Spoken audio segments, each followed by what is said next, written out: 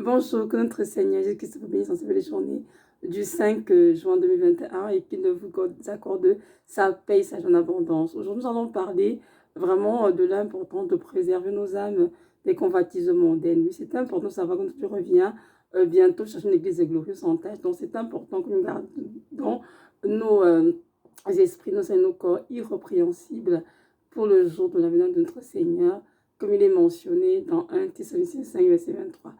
Il y a de ça quelques jours, j'ai eu un rêve dans lequel je me trouvais dans un centre d'achat ou un centre commercial et il y avait plus de magasins, il y avait des gens qui magasinaient et qui regardaient beaucoup de choses. Et moi, j'étais dans un magasin dans lequel on regardait, il y avait beaucoup de robes. Je disais, oh tiens, voilà, des robes et tout, parce que moi j'aimais les robes, les gens passant. Et je disais, oh oui, il y a des beaux t-shirts, il y avait plein de belles choses et tout. Et j'étais toute, comment dirais-je, enthousiaste et tout d'être magasinée, quoi. Et là, du coup, j'ai entendu dans mon esprit, preserve the innocence of your soul. Moi, c'est en anglais, ça veut dire préserve l'innocence de ton âme. Et lorsque je me suis donc réveillée juste après ça, et j'ai dit au Seigneur, en fait, mais Seigneur, de quoi est-ce que tu parles exactement? Et je me suis souvenue, quand j'y pensais, en fait, que j'avais lu dans un livre, en fait, que pour préserver le sang de son âme, le Seigneur appelait beaucoup de chrétiens, même les chrétiens des siècles passés, à vivre en retrait du monde. Et notamment beaucoup de saints qui sont aujourd'hui au ciel ont vécu vraiment en retrait du monde pour pouvoir vraiment se consacrer véritablement au Seigneur. Et là, du coup, je le lire. Le Seigneur m'a dit, c'est effectivement ça, cela, Evelyne. Je t'invite à vivre en retrait du monde. Je t'invite à te concentrer sur la dévotion, la prière, sur ton ministère et arrêter d'être attiré par les choses du monde. Notre Seigneur Jésus-Christ, avant sa passion, avait fait la prière sacerdotale dans lequel il a dit Père, ils sont dans le monde, mais ils ne sont pas du monde. Je te demande pas de les ôter du monde, mais de les préserver du mal. Amen. Dans notre tu comprends bien que dans ce monde, certes, mais nous devons nous préserver de tout mal, de toute suite du monde, parce que notre patrie, elle est céleste et nous sommes appelés à retenir notre paix. Donc c'est important pour nous, en tant que chrétiens, de vraiment nous séparer de tout ce qui est mondain, parce que c'est la volonté du Père à notre égard. Nous allons comprendre que Dieu ne demande pas de ne pas aller travailler, dans ce qu'il veut dire, de ne pas aller prendre ce qui est nécessaire pour notre famille, pour nous-mêmes. Mais ce que Dieu ici est en train de dire, c'est de ne pas passer notre temps dans les centres d'achat à flâner, à se balader, à s'amuser, ou bien tout autre endroit d'ailleurs, pas chez le centre d'achat, pour satisfaire la quantité des yeux de la chair. Non, ça c'est mal devant le Seigneur. Son d'ailleurs d'avoir une parole dessus, dans 1 Jean, chapitre 2, des versets 16 à 17, a dit ceci, je vais lire. Car tout ce qui est dans le monde, la convoitise de la chair, la convoitise des yeux et l'orgueil de la vie, ne vient point du Père, mais vient du monde. Et le monde passe, et sa convoitise aussi. Mais celui qui fait la volonté de Dieu demeure éternellement. Amen. Donc c'est un verset vraiment qui est écrit par notre frère Jean, celui qui a reçu justement les visions d'Apocalypse en passant, et qui était le disciple le plus aimé de Christ. Hein. Donc il nous dit ici que tout ce qui est dans le monde, la quantité de la chair, la quantité des yeux, le goût de la vie, ne viennent pas du Père, mais du monde. Donc Dieu nous appelle ici à nous séparer de toutes ces choses. Supposons la convoitise des yeux. Nous comprenons bien que nous partons dans un centre d'achat ou un centre commercial, n'importe où, se balader juste pour nous amuser. On commence à être attiré par des choses. Hein. La vue, elle est vraiment très demandée. Et là, on se dit, ah tiens, mon Dieu, que c'est belle telle robe, j'aimerais la voir, j'aimerais avoir telle chaussure, j'aimerais avoir tel sac à main, ou bien j'aimerais m'acheter ci, m'acheter ça, etc. Donc j'ai acheté. En fait, on commence à convoiter des choses dont on n'a même pas besoin, des choses qui ne sont pas nécessaires, mais juste parce que nous sommes dans ce centre-là, ou dans un magasin quelconque, on commence à avoir des besoins qui naissent de nulle part. Et là, on veut s'en procurer. Et c'est ça que Jésus qui se condamne, parce que nos yeux que nous voyons, c'est bien sûr par les yeux que nous sommes séduit par beaucoup de choses. Donc, nous devons vraiment faire attention. Donc, c'est ce que nous demandons d'apprendre à rester chez nous pour éviter justement de convoiter, d'être attiré des choses de ce monde et chercher à les convoiter. On n'a pas besoin. Comme j'ai dit encore tantôt, je ne vais pas dire qu'on ne peut pas aller magasiner et parce qu'on a besoin. Si on a besoin d'habits, on peut aller chez les vêtements pour nous, pour les enfants. On peut aller faire des cadeaux pour des personnes. On peut, mais il faut le faire rapidement à la maison. Passer des heures et des heures à faire des magasins, à flâner pour s'amuser. C'est ça que Dieu condamne parce que ces choses, on nous a tirés dans la séduction et nous a menés à pécher contre le Seigneur et à convoiter. Donc, toute la convoitise est un péché tout simplement. De la chair, des yeux, c'est la même chose. Et nous devons vraiment nous en abstenir.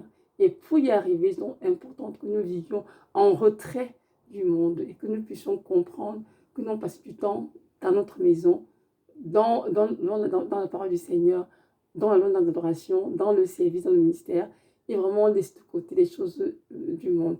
Et si nous sortons pour aller, comme je disais tout à l'heure, prendre les choses dont nous avons besoin, pour vivre, bien sûr, pour vivre, on le fait revenir chez nous et arrêter vraiment de passer notre temps à flâner dans les centres d'achat. Et si je vous dis cela, je sais pourquoi le Seigneur m'appelle dans le rêve, je sais très bien que moi, par le passé, j'aimais beaucoup magasiner. En tombant malade, quand j'étais encore étudiante, je me souviens, oh mon Dieu, je sortais mes copines des journées entières pour aller magasiner de 8h à 16h. On va essayer les vêtements, on va acheter ce qui nous tente, on va aller manger au restaurant, on va, en tout cas, acheter des chaussures. On faisait tout ce qu'on voulait, ce qu'on était à l'époque, vraiment, qu'on dit, un jeune dans la foi, rempli encore de la mondanité, et puis on vivait vraiment comme on voulait. On n'avait pas de compte à rendre que ce soit et tout. On était à l'université, donc on fait ce qu'on voulait. Et je l'ai fait pendant longtemps. Et lorsque j'ai commencé à maturer en Christ, en fait, j'ai compris que ce que je faisais attristait pourtant le Seigneur parce qu'il désirait que je me tape pour lui, que je me consacre vraiment à lui, que je me détache de ces choses du monde. C'est vrai qu'aujourd'hui, honnêtement parlant, je vais en d'achat pour prendre ce dont j'ai besoin. Je vais prendre des enfants, je vais pour moi me prendre ce dont j'ai besoin.